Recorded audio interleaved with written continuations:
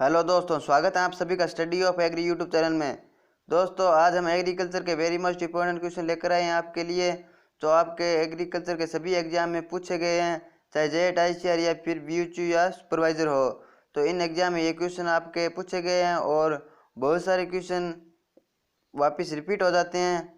तो ये क्वेश्चन आपके लिए बहुत इंपॉर्टेंट हैं, तो आप इनको अपनी कॉपी में नोट कर सकते हो या फिर यहाँ से स्क्रीनशॉट ले सकते हो प्रत्येक क्वेश्चन का। तो चलिए शुरू करते हैं। हमारा फर्स्ट क्वेश्चन है, जिप्सम का रासायनिक सूत्र है। तो जिप्सम का रासायनिक सूत्र क्या है?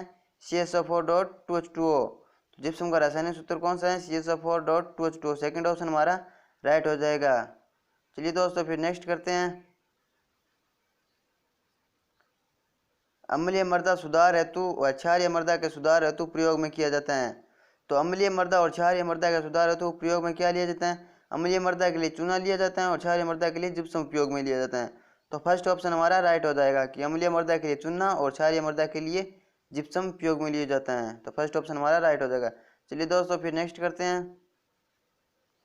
नाडेप कंपोस्ट में नाइट्रोजन की मात्रा होती है। तो नाडेप कंपोस्ट होती है, उसमें नाइट्रोजन की मात्रा कितनी होती है? तो उसमें नाइट्रोजन की मात्रा होती है 0.5 से 0.9%। तो फोर्थ ऑप्शन हमारा राइट हो जाएगा। तो इसको फोर्थ करेक्ट कर लेना, ये थर्ड है तो टाइपिंग में थोड़ी सी मिस्टेक हो गई है, तो इसलिए फोर्थ हमारा राइट हो जाएगा। नाडेप में नाइट्रोजन होता है 0.5 से 0.9%। नेक्स्ट करते हैं फिर। अमोनियम सल्फेट में नाइट्रोजन की मात्रा होती है। तो अमोनियम सल्फेट होते हैं, उसमें नाइट्रोजन की मात्रा कितनी होती है? 20.6%। अमोनियम सल्फेट में नाइट्रोजन की मात्रा होती है 20.6%। फर्स्ट ऑप्शन हमारा राइट हो जाएगा। चलिए फिर नेक्स्ट करते हैं। निम्नलिखित में से संरचनात्मक पोषक तत्व हैं। तो संरचनात्मक पोषक तत्व कौन से हैं? CHO।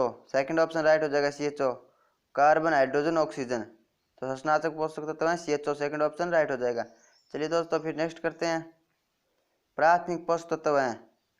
तो प्राथमिक पोषक तत्व कौन से हैं? NPK, नाइट्रोजन, फास्फोरस और पोटास। फर्स्ट ऑप्शन हमारा राइट हो जाएगा। प्राथमिक पोषक तत्व है NPK। चलिए दोस्तों, फिर नेक्स्ट करते हैं। FYM में फास्फोरस की मात्रा होती है। फार्म यार्ड मैन्योर में फास्फोरस की मात्रा होती है। फार्म यार्ड मैन्योर में फास्फोरस की मात्रा कितनी होती है? 0.25%। तो फोर्थ ऑप्शन हमारा राइट हो जाएगा कि FYM में फास्फोरस की मात्रा होती है 0.25%। चलिए दोस्तों, फिर नेक्स्ट करते हैं। भारतीय मृदाओं में कौन सा पोषक तत्व प्रचुर मात्रा में पाया जाता है? तो भारतीय मृदाओं में कौन सा पोषक तत्व प्रचुर मात्रा में पाया जाता है? तो कौन सा होता है? पोटेशियम। तो पोटेशियम होता है जो भारतीय मृदाओं में प्रचुर मात्रा में पाया जाता है। थर्ड ऑप्शन हमारा राइट हो जाएगा। चलिए दोस्तों, फिर नेक्स्ट करते हैं।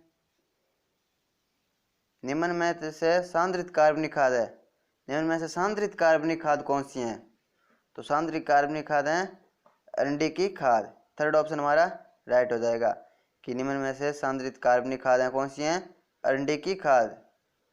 चलिए दोस्तों, फिर नेक्स्ट करते हैं। पौधों में फास्फोरस की कमी के प्रमुख लक्षण है। तो पौधे में फास्फोरस की कमी के लक्षण प्रमुख कौन से होते हैं? फास्फोरस की कमी हो जाती है तो पौधा कौन से लक्षण प्रकट करता है? तो पत्तियों का हल्का बैंगनी व भूरा हो जाना। तो थर्ड ऑप्शन हमारा राइट हो जाएगा कि पत्तियों का हल्का बैंगनी व भूरा हो जाना तो फास्फोरस की कमी के लक्षण है। चलिए दोस्तों, फिर नेक्स्ट करते हैं। पौधे में पोटेशियम बढ़ाता है। तो पौधों में पोटेशियम क्या चीज़ बढ़ाता है? रोग प्रतिरोधक क्षमता। तो पौधों में पोटेशियम रोग प्रतिरोधक क्षमता बढ़ाता है। चलिए दोस्तों, फिर नेक्स्ट करते हैं। कंपोस्ट बनाने की ऐसी कौन सी विधि है जिसमें गोबर का उपयोग नहीं किया जाता?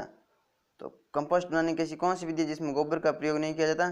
तो एडको विधि है, इसमें गोबर का उपयोग नहीं किया जाता। कंपोस्ट बनाने की ऐसी कौन सी विधि जिसमें गोबर का उपयोग नहीं किया जाता? एडको विधि है जिसमें गोबर का प्रयोग नहीं किया जाता। नेक्स्ट करते हैं फिर। जिप्सम में कितने प्रतिशत कैल्शियम पाया जाता है?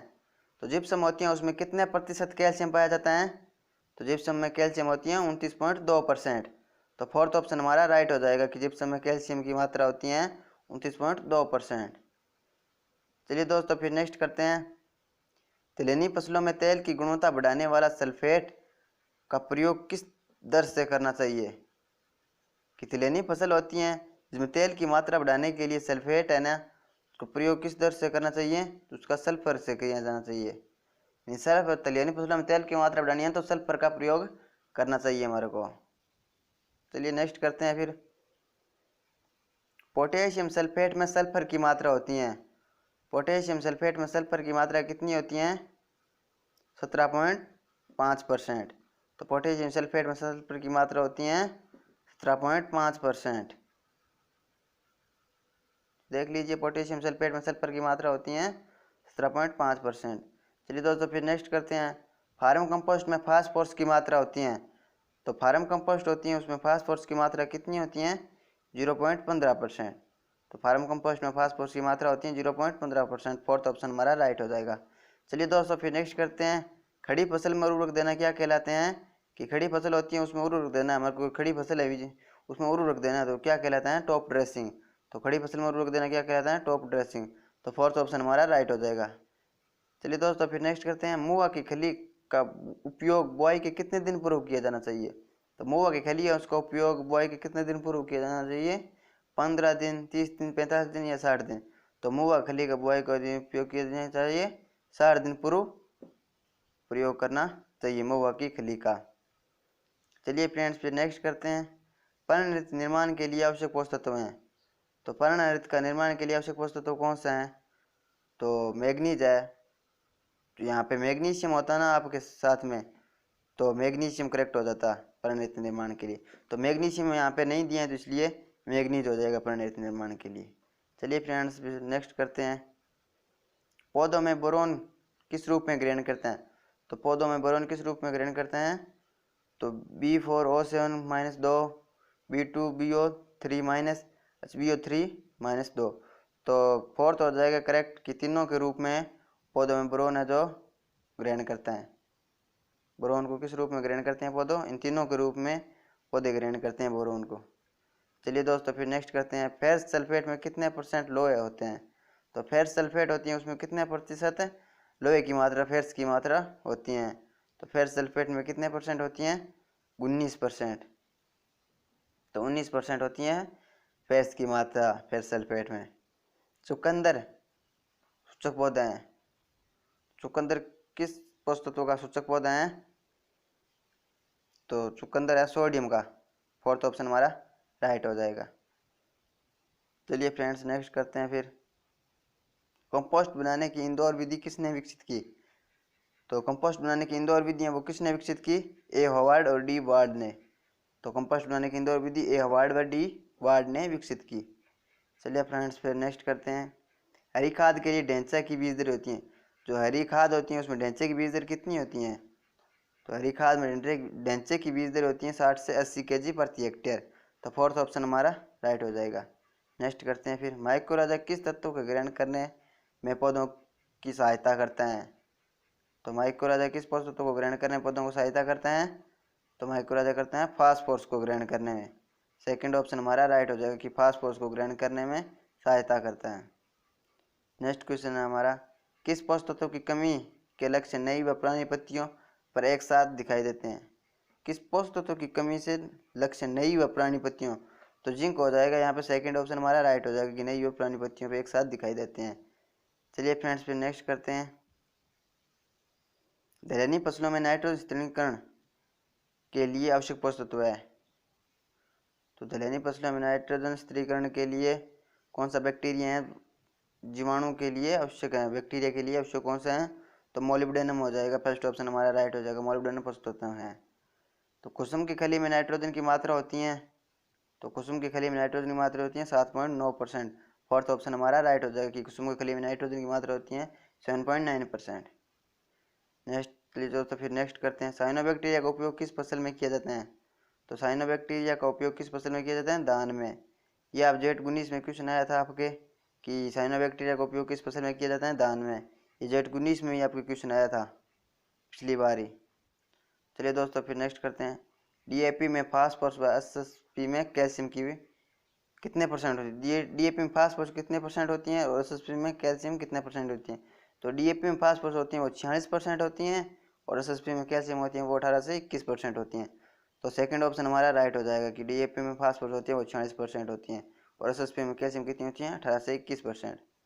चलिए दोस्तों फिर नेक्स्ट करते हैं। ऐसा कौन सा पौधा तत्व है जो मृदा में अगतिशील तथा पौधों में मध्यम गतिशील है? तो मृदा में अगतिशील और पौधों में क्या है, मध्यम गतिशील। तो कौन सा हो जाएगा, जिंक हो जाएगा। सेकंड ऑप्शन हमारा राइट हो जाएगा। चलिए दोस्तों फिर नेक्स्ट करते हैं। निकोलसन ने आवश्यक तथा लाभदायक पोषक तत्वों की संख्या बताई। निकोलसन एक साइंटिस्ट था, उसने आवश्यक तथा लाभदायक पोषक तत्वों की संख्या कितनी बताई? तो आवश्यक थे 17 और लाभदायक कितने थे, 4। तो हो गए 21 हो गए। तो फोर्थ ऑप्शन हमारा राइट हो जाएगा। तो आवश्यक प्लस लाभदायक पोषक तत्वों की संख्या कितनी है, 21। चलिए दोस्तों फिर नेक्स्ट करते हैं। पौधों के लिए आवश्यक पोषक तत्वों में सबसे नया जोड़ा गया पोषक तत्व कौन सा है? यानी पौधों में आवश्यक पोषक तत्व होते हैं ना, उसमें सबसे नया यानी न्यू कौन सा पोषक तत्व जोड़ा गया है, न्यू फर्टिलाइजर कौन सा जोड़ा गया है? तो निकल होता है ना, वो नया पोषक तत्व जोड़ा गया है। चलिए दोस्तों फिर नेक्स्ट करते हैं। की ऑफ लाइफ के नाम से किस पोषक तत्व को जाना जाता है? की ऑफ लाइफ के नाम से किस पोषक तत्व को जाना जाता है? तो फास्फोरस को की ऑफ लाइफ के नाम से जाना जाता है, फास्फोरस को। चलिए दोस्तों फिर नेक्स्ट करते हैं। एसएसपी में सल्फर की मात्रा होती है, तो एसएसपी पोषक तत्व होता है, उसमें सल्फर की मात्रा कितने % होती है? तो एसएसपी में सल्फर की मात्रा 12% होती है। फोर्थ ऑप्शन हमारा राइट हो जाएगा। चलिए दोस्तों फिर नेक्स्ट करते हैं। ढैंचे की कोशिका रस का पीएच मान कितना होता है? कि ढैंचे की कोशिका रस होता है ना, उसका पीएच मान कितना होता है? तो 4 होता है ढैंचे की कोशिका रस का पीएच मान। चलिए दोस्तों फिर नेक्स्ट करते हैं। नाइट्रोजन में बायोरेट की मात्रा होती है, नाइट्रोजन होता है उसमें बायोरेट की मात्रा कितनी होती है? 1.5% होती है। थर्ड ऑप्शन हमारा राइट हो जाएगा। नाइट्रोजन में बायोरेट की मात्रा होती है 1.5%। चलिए दोस्तों फिर नेक्स्ट करते हैं। उदासीन उर्वरक कौन सा है? तो उदासीन उर्वरक कौन सा है? Calcium ammonium nitrate. तो सेकंड ऑप्शन हमारा राइट हो जाएगा। कौन सा है? केर है उदासीन उर्वरक, कैल्शियम अमोनियम नाइट्रेट। चलिए दोस्तों फिर नेक्स्ट करते हैं। निम्न में से सहजीवी नाइट्रोजन युक्त उर्वरक है। सहजीवी नाइट्रोजन युक्त उर्वरक कौन सा है? तो राइजोबियम और एजोला दोनों ही कौन से हैं? सहजीवी नाइट्रोजन युक्त उर्वरक हैं। तो फोर्थ ऑप्शन हमारा राइट हो जाएगा कि 1 और 2 दोनों हैं सहजीवी नाइट्रोजन युक्त उर्वरक। आपको हमारा वीडियो अच्छा लगा तो वीडियो को लाइक कीजिए, और अभी तक आपने हमारे चैनल को सब्सक्राइब नहीं किया है, चैनल को सब्सक्राइब कर लीजिए। पास में बेल आइकन है, उसको प्रेस कर दीजिए, ताकि ऐसे ही लेटेस्ट वीडियो देखने के लिए आपको नोटिफिकेशन सबसे पहले पहुंच सके।